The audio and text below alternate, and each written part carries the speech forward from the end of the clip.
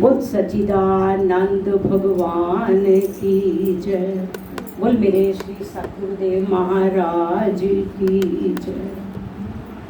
गीता के 5वें अध्याय के 25वें श्लोक में निर्वाण प्राप्ति किसे होती है, अर्थात मोक्ष किसे मिलता है, ये वर्णन किया गया है। ये श्लोक है, ते ब्रह्म निर्वाण मृष्यः क्षीण कल्मषाः छिन्न द्वैधायतात्मानं सर्वभूत हिते रताः। इसमें भगवान कहते हैं, यतात्मानः, जिसका शरीर इंद्रियां मन बुद्धि उसके वश में है, सर्वभूत हिते रताः, जो सदा दूसरों की भलाई में लगे रहते हैं, छिन्न द्वैधा, जिनके संशय नष्ट हो गए हैं, क्षीणः, जिनके पाप नष्ट हो गए हैं, ऐसे ऋषि निर्वाण ब्रह्म को प्राप्त होते हैं, अर्थात ऐसे ऋषि मोक्ष को प्राप्त करते हैं।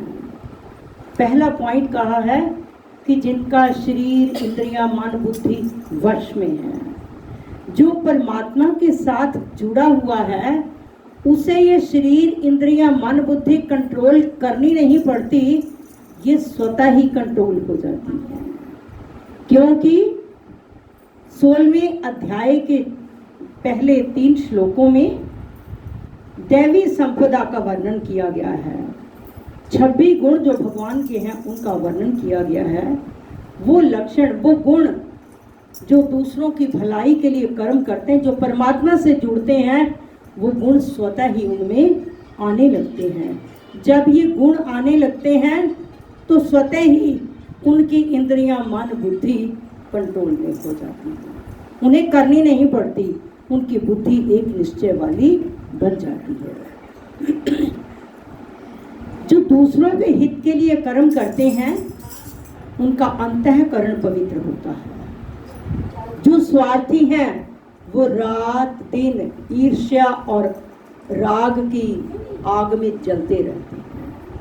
वैसे तो आग एक ही बार जला के राख कर देती है, लेकिन जो राग द्वेष में उलझे हुए हैं, वो रात दिन जलते रहते हैं, उन्हें नींद नहीं ढंग से आती।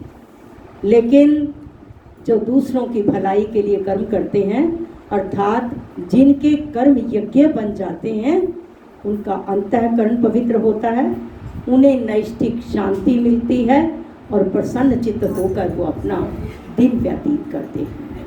और फिर कहा है, जिनके संशय नष्ट हो गए हैं। संशय क्या है? अधूरा ज्ञान। किसी चीज़ को जब हम सीखते हैं, कुछ तो हमें समझ आ जाता है, जो रह जाता है हमें दोबारा पूछने की जरूरत पड़ती है। और जब वो पूरी तरह से समझ नहीं आता, बार बार इंसान सोचता है, तो उसे हर बात में वो संशय करने लगता है, क्योंकि उसका ज्ञान जो है पूरी तरह से उसको पता नहीं चला।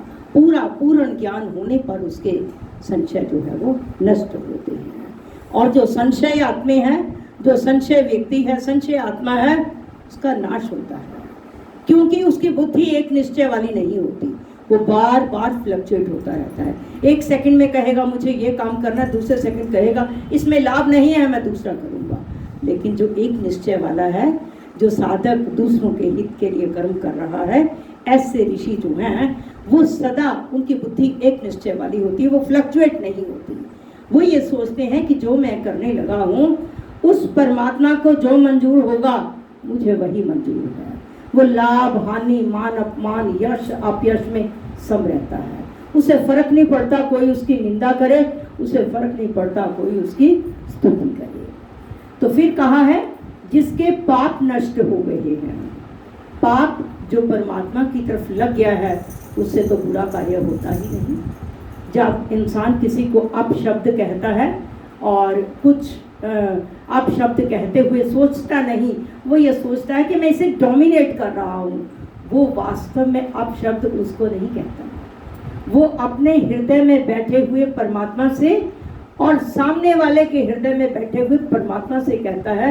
ये 16वें अध्याय का 17वां श्लोक है शायद। तो जब ऐसा इंसान सोच लेता है उससे तो पाप होता ही नहीं। परमात्मा को कौन कहेगा? परमात्मा तो सबका मालिक है, सब कुछ देने वाला परमात्मा है।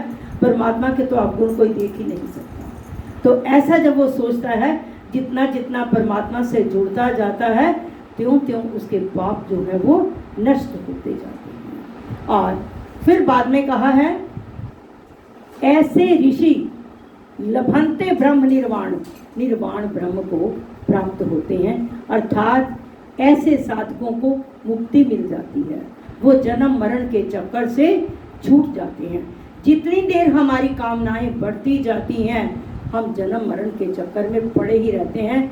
न जाने कितनी बार जन्म होना है, जितनी बार आपकी कामनाएं सामने मरते हुए जो याद कर लिया, अंत समय में जिसको याद कर लिया, दोबारा जन्म निश्चित है। और अगर परमात्मा को याद कर लिया, सारी उम्र भी परमात्मा को किया और अंत में भी किया, तो फिर तो आप परमात्मा को ही प्राप्त होगे।